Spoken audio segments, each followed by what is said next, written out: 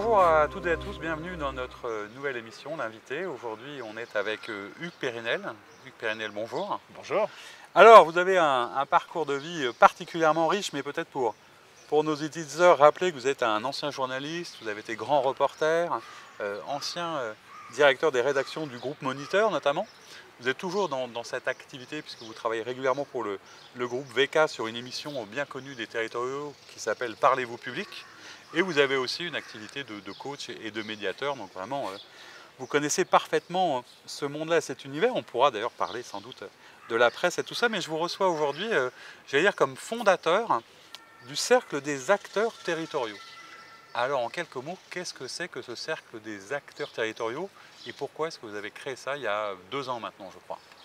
C'est ça, oui, il y a deux ans. Écoutez, c'est un projet que j'avais en moi depuis longtemps. J'avais proposé d'ailleurs au groupe Moniteur à l'époque, mais qui ne s'y étaient pas intéressés pour des raisons qui leur appartiennent. Et puis quand j'ai quitté le groupe Moniteur, que j'étais donc indépendant avec toujours ce projet, j'ai essayé de le mettre en place en trouvant un partenaire. En l'occurrence, ça a été une entreprise qui s'appelle Sofaxis. C'est pas évident de trouver un partenaire pour ce genre de think tank. Oui, c'est ça, parce que c'est un lieu de réflexion. Hein. L'idée du cercle, c'est de rassembler pas simplement des experts, mais des gens qui viennent du service public. C'est un peu les territoriaux parlent aux territoriaux quelque part, aux réfléchissent. Vous en aviez un peu assez sans doute d'entendre des choses qui ne correspondaient pas à la réalité de ce que vous viviez? C'est tout à fait ça. C'est-à-dire qu'en fait, le groupe est composé, il bouge un petit peu, il y a des nouveaux, il y en a qui viennent, qui s'en vont, c'est ce qui fait sa force, de à peu près 22 personnes qui sont d'univers complètement différents, c'est-à-dire du monde territorial, mais aussi de l'État, de l'hospitalière, des universitaires, des syndicalistes. Mais effectivement, cette variété, qui est aussi une variété de taille de collectivité, hommes et femmes bien sûr, d'âge, fait que il n'y a pas qu'une seule voix pour parler du service public, heureusement. Et c'est justement ce que je voulais, c'est-à-dire des personnes qui soient capables de parler du service public très largement, pour parfois répondre à des personnes qu'on entend un peu trop souvent dans des émissions que je ne citerai pas. De grande écoute. De grande écoute, voilà. Des think tanks un peu, je qualifierais de libéraux, qui, à coup de chiffres, donnent une vision du service public qui est totalement inexacte et qui m'agace horriblement. Et qui dénature du coup effectivement tout ce qu'il y a derrière. Parce que comment on pourrait résumer la philosophie ou la ligne éditoriale de ce cercle? C'est quoi? C'est parler du vrai service public, réfléchir à ses enjeux, lever peut-être des a priori qu'on a sur la fonction publique territoriale par exemple. C'est quoi le maître mot qui préside à l'ensemble de vos travaux dont on va parler un peu après Le maître mot, c'est d'abord une réflexion sur la gouvernance et les ressources humaines de nos organisations publiques, ce qui est un véritable sujet que la crise du Covid a mis en avant, mais on en parlera peut-être effectivement après. Derrière ça, on avance en marchant et on s'est aperçu qu'effectivement, il n'était pas inutile de faire face et de répondre à des a priori qui sont entretenus, que ce soit par des médias, que ce soit par des politiques, sur l'éternelle idée du fonctionnaire qui n'innove pas, qui est toujours à la même place, etc. Qui est feignant, qui regarde la pendule, comme disait Coluche. Moi, j'ai découvert ce monde-là quand je suis rentré d'Afrique. Je le dis souvent, j'ai découvert ce monde-là comme une nouvelle ethnie, avec des codes, avec des modes de regard fonctionnement. du sociologue et de l'ethnologue, un peu comment ça marche. Comment ça marche un fonctionnaire. Et j'ai surtout découvert, alors évidemment, comme partout, il y a des gens de moins bonne qualité, mais il y a surtout des gens, que ce soit chez les élus ou chez les fonctionnaires, qui sont des gens engagés et qui ont quelque chose que j'ai découvert, vraiment découvert à cette époque-là, ce qu'on appelle le sens du service public, c'est-à-dire l'autre compte. Voilà. Et que vous avez vécu des deux côtés, puisque vous avez, je ne l'ai pas redit, mais vous avez aussi été élu local. Oui. Donc il y a vraiment une connaissance parfaite de cet univers et vous avez pu découvrir effectivement l'attachant même dans une petite collectivité. J'allais dire encore plus. Oui, j'allais dire encore plus, mais bon, je ne veux pas dénigrer le travail des élus des grandes collectivités.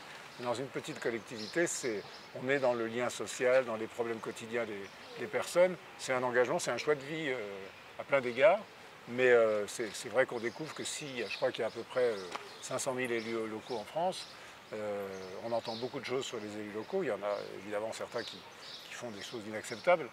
Mais pour la plupart, si on supprimait du jour au lendemain, en claquant des doigts, ces élus locaux, on n'imagine pas les conséquences humaines que ça Il y pourrait aurait un avoir. délitement total du fameux vivre ensemble, qui est lui aussi un peu galvaudé. Mais... Total. D'ailleurs, je pense qu'il y a une époque, je voulais monter une espèce de colloque qui s'appelait Une semaine sans service public.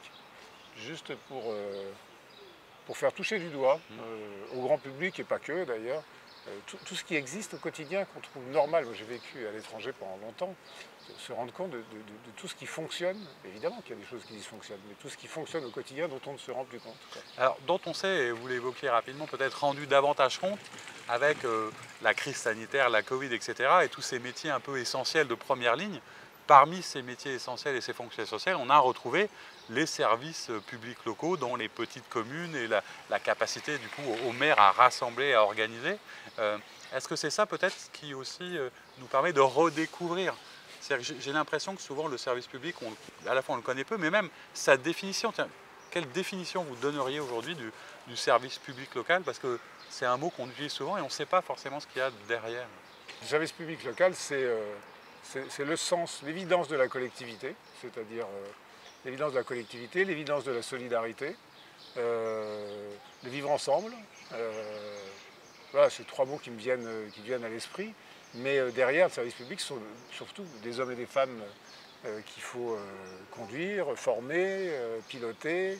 Et à ce sujet-là, moi, j'ai vraiment pris conscience pendant la Covid, enfin je trouve qu'on commence à prendre conscience de la Covid, de l'importance de toute la gestion des ressources humaines publiques à l'intérieur des...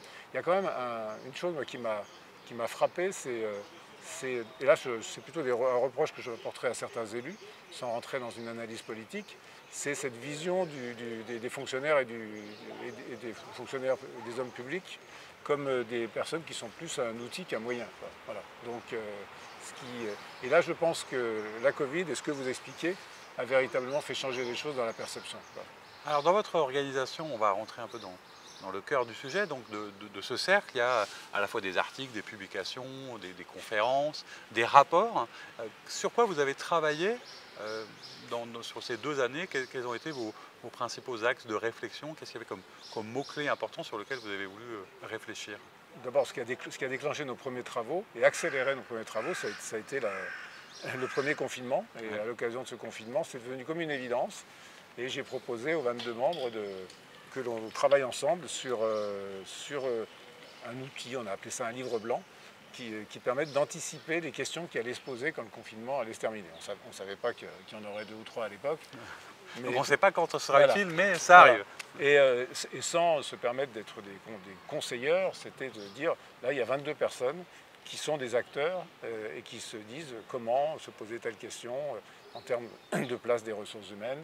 Et c'est vrai que sur ce sujet-là, on a beaucoup insisté sur le fait qu'il faut arrêter de voir le nombre d'organismes publics où le DRH est encore un ancien chef du personnel, quoi. Alors qu'on a bien compris aujourd'hui, grâce à la Covid, que, si je puis dire, que la place des ressources humaines est centrale et stratégique, bien au-delà de tout ce qu'on peut imaginer. Ce sont les hommes et les femmes qui ont été au feu. Ce qui est peut-être d'ailleurs aussi valable, et on le voit évoluer même dans le monde de l'entreprise, que vous connaissez bien aussi, hein, la notion stratégique des talents ou des ressources, c'est vraiment central. Mais ce qu'il faut simplement, c'est pas se payer de mots et d'être vraiment dans les actes.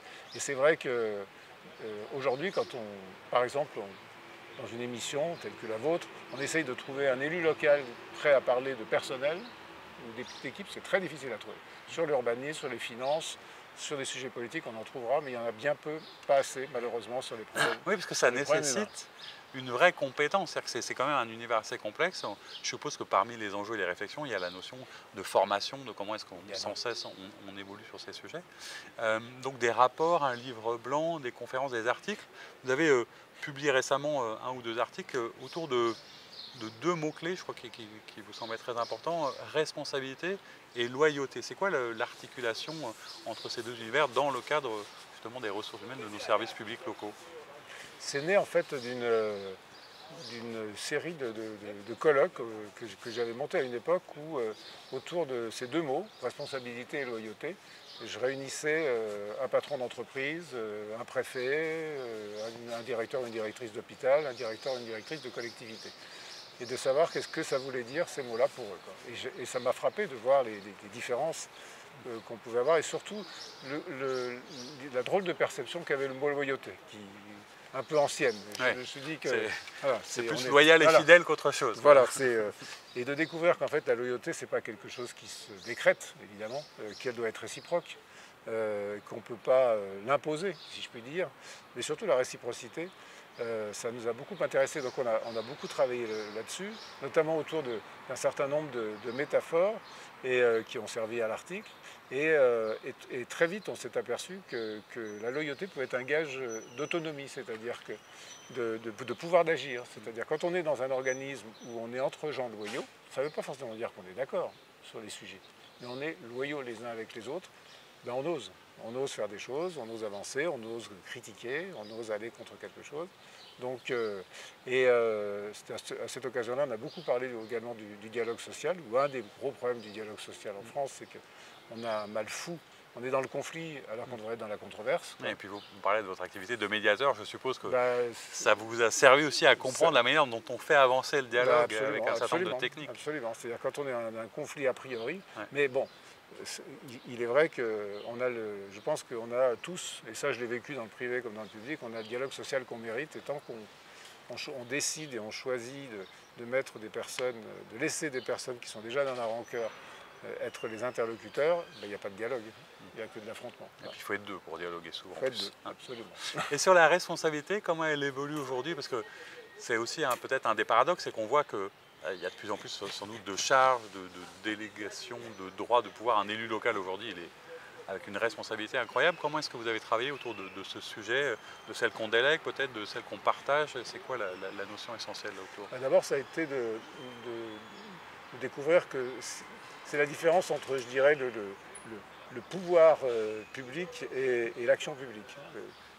Un pouvoir public aveugle, il y a une phrase d'Hannah Arendt qui dit, qui est la formulation exacte, un fonctionnaire, lorsqu'il n'est que fonctionnaire, est un homme dangereux. Cette phrase veut tout dire, elle pose toute la question de la responsabilité. Donc s'il y a une action publique responsable, et aujourd'hui ça ouvre sur d'autres questions, évidemment environnementales, climatiques, etc., là, la responsabilité, la réponse qu'on apporte à l'autre prend tout son sens. Mais au-delà de ça, je pense qu'à l'intérieur des organismes publics, sans parler des élus, la manière dont les responsabilités sont partagées, réparties, devient vraiment compliqué, et le système de la carrière est un petit peu compliqué. C'est-à-dire qu'on donne à des gens des responsabilités dont ils ne veulent pas, dont ils ne voudraient pas, uniquement parce que c'est leur profil de carrière, et qui se retrouvent à des postes où ils n'exercent pas cette responsabilité. Ce qui revient au problème de ressources humaines dont je parlais tout à l'heure. Et puis effectivement peut-être parce que c'est aussi assez controversé, parce qu'on bouscule un peu le système, et l'arrivée de personnes extérieures dans la fonction publique territoriale. Aujourd'hui il y a de plus en plus de personnes qui viennent de privés, de nouveaux univers, de jeunes générations, etc. Est-ce que ça permet un peu d'acculturer, de bousculer tout le monde, ou est-ce que c'est plutôt une piste intéressante selon vous? C'est une piste très intéressante. Très intéressante. Ça va obliger à ce que les carrières ne soient pas uniquement verticales, et que la notion de responsabilité d'une personne soit sur sa tâche et sur sa mission, beaucoup plus que sur l'évolution de sa carrière. Alors le rôle d'un think tank, c'est de réfléchir, mais c'est aussi d'essayer de faire en sorte que ça puisse se concrétiser ou se mettre en œuvre. Comment vous êtes entendu aujourd'hui, reçu, notamment je suppose avec les élus locaux avec qui vous avez un dialogue? Quelles sont vos perspectives, soit de développement, de quoi vous auriez besoin et envie pour être davantage entendu, ou qu'est-ce qui manque pour qu'on ne vous entende pas encore comme vous le souhaiteriez? Bon, très clairement, au stade où on en est, 2 années pour un think tank, même avec les moyens et les aides qu'on a, c'est encore assez peu. Ce qui est certain, c'est on l'a vu dans les lectures de nos articles, il y a une fidélisation qui se fait. Il y a une référence qui se fait, il y a des textes qu'on a écrits qui servent dans des écoles de la fonction publique, donc ça aussi c'est un bon signe, donc il y a cette réalité. Le deuxième stade que nous on aimerait, c'est ce que je disais au début, c'est qu'on voudrait évidemment pas parler au nom du service public, mais apporter une autre voix dans des émissions ou dans des journaux nationaux. Bon, ça je pense, moi j'ai toujours été un fervent défenseur de la presse territoriale, de la presse service public, parce que c'était le seul moyen pour qu'on entende un discours qui ne soit pas le discours convenu et inexact qu'on trouve ailleurs. Donc le deuxième point, ce serait ça. Et le troisième, c'est le projet sur lequel on va travailler cette année, qui est de créer, là il est très gouvernance, ressources humaines et organisation, c'est un observatoire avec un certain nombre de critères qualitatifs sur lesquels des collectivités locales, des hôpitaux, etc. peuvent se comparer pour voir à quel niveau ils sont sur des critères qui sont des critères qualitatifs. Donc on est dans ce travail de définition des critères qui est lourd et qui a complètement été bousculé par la Covid. C'est-à-dire qu'il y a des critères aujourd'hui qui ont beaucoup plus d'importance que d'autres à une époque. Et d'élargir peut-être un petit peu aussi les personnes qui vous rejoignent. Je suppose que c'est un cercle ouvert par principe. On trouvera l'ensemble des coordonnées sur le site, mais c'est ouvert à toutes les bonnes volontés, à toutes les réflexions. Alors, c'est ouvert avec j'essaye de limiter le nombre de personnes parce que on a un mode de fonctionnement, c'est-à-dire que tout le monde s'exprime. Très collaboratif, très participatif. Après j'écris, et écrire à 22, c'est pas simple. C'est pas simple. Donc écrire à 40, ce sera encore pire. Donc on est 22, mais il y a un certain nombre de personnes qui ont frappé à la porte et on est ravis parce que ça c'est un signe de reconnaissance. Ouais. Et donc on va élargir un petit peu. Puis je pense qu'après les élections et d'autres élections, il y a d'autres personnes aussi qui de fait voudront... Moi, ça me va très bien, le fait que des gens restent 2-3 ans, etc. Ça donne vie. Voilà. Ça. Et puis ça brasse un peu. C'est vrai qu'on aura peut-être plus l'occasion de se replonger là-dedans. Les échéances électorales, c'est paradoxalement à la fois un bon moment pour réfléchir, pour être entendu, mais ce n'est pas forcément toujours le meilleur moment pour mettre en œuvre. Hein, donc, mais oui, et puis c'est le moment où des personnes qui ont parfois un peu de disponibilité dans nos postes n'en ont plus après. Voilà, enfin, bon, vous connaissez ça également mieux que moi. On suivra ça avec intérêt. En tout cas, merci beaucoup d'être venu nous parler du cercle des acteurs territoriaux. Je vous dis à très bientôt pour poursuivre vos travaux et quant à vous, je vous dis à très vite pour une nouvelle émission. Au revoir.